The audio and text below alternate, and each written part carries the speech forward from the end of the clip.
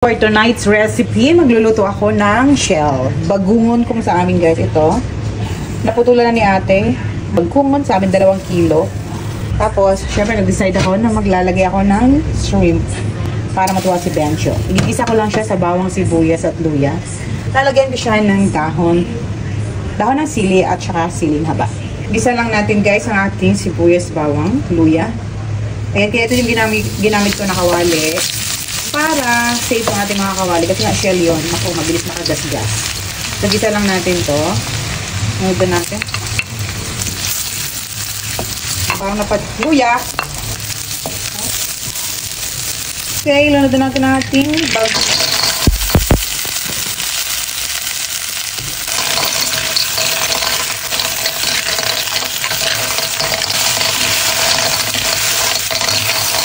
Kunin natin for 5 minutes guys, and then saka natin ihulog ang ating pangalawang piga na gata na natutulog din.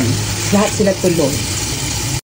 Okay, check natin. Ayan ang ating, tingnan nyo naman guys, kung napapansin nyo ang ating shell, puti-puti na siya kasi ganyan talaga si ate maglinis ng shell, napakalinis. Kaya kulay puti, di ba itim to? Naging puti na, no? Ganyan siya maglinis ang linis. Kaya kung gusto magpalinis, kontakin nyo lang siya. This time, pwede na natin ilunod natin pangalawang gata.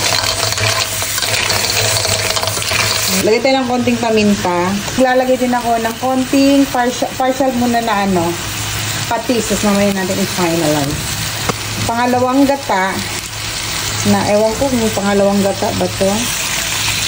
Ayan. Maluto lang yung loob. Haliyaan natin siyang kumulo ng kumulo.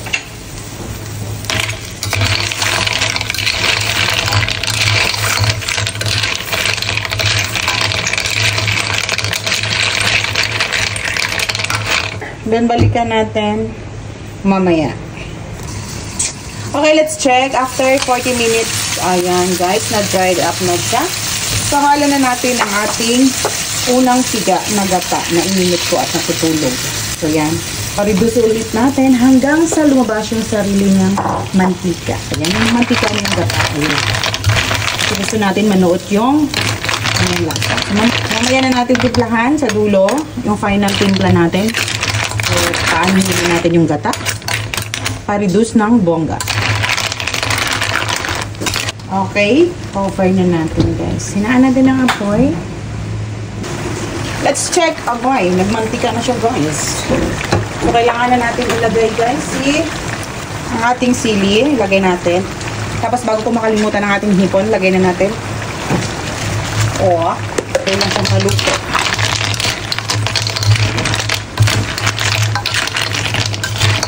Lagay ulit ako ng patis guys, patis.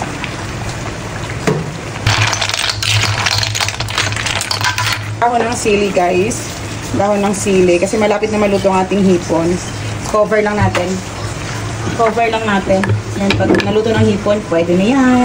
Check natin baka ma-overcook. Ayaw natin ma-overcook ang ating hipon, ating shrimp kasi na kukunat siya.